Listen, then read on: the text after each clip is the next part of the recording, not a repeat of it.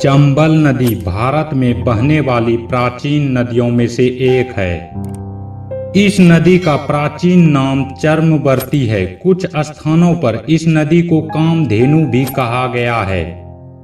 अगर दोस्तों हम लोग इस नदी के उद्गम स्थल की बात करें तो चंबल नदी का उद्गम मध्य प्रदेश में मेहू के निकट मानपुर के समीप जानपाव पहाड़ी से होती है।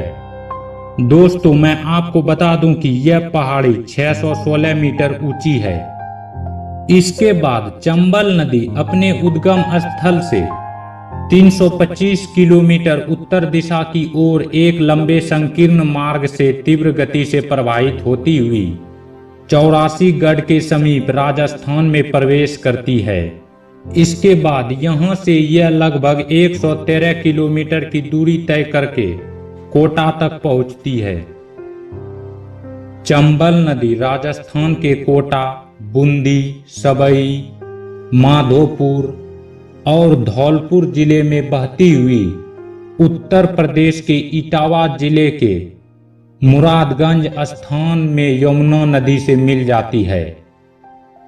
दोस्तों मैं आपको बता दूं कि यह राजस्थान की एकमात्र ऐसी नदी है जो साल भर बहती है।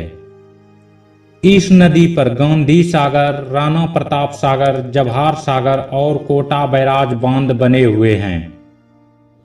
अगर दोस्तों हम लोग चंबल नदी की कुल लंबाई की बात करें तो 965 किलोमीटर है। यह राजस्थान में कुल 376 किलोमीटर तक बहती है।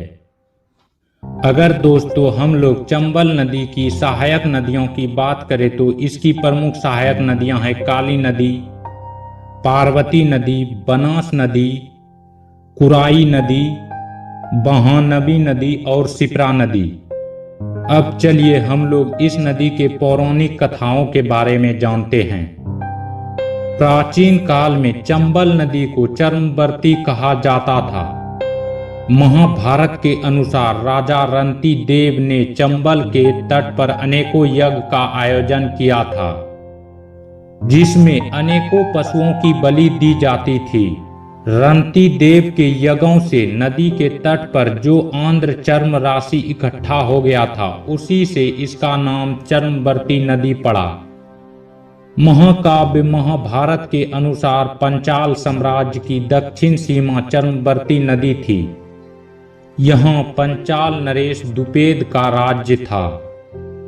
लोक कथाओं के अनुसार चंबल नदी का क्षेत्र कौरवों के मामा शकुनी के राज्य का हिस्सा था। इसी नदी के किनारे कौरवों व पांडवों के बीच चौसर का खेल खेला गया था। दोस्तों मैं आपको बता दूं कि चंबल नदी पर 4 बांध बनाए गए हैं।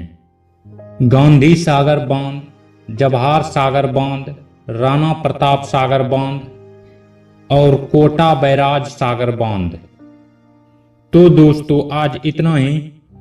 अब हम लोग मिलते हैं एक नए वीडियो में एक नए इंटरेस्टिंग टॉपिक के साथ।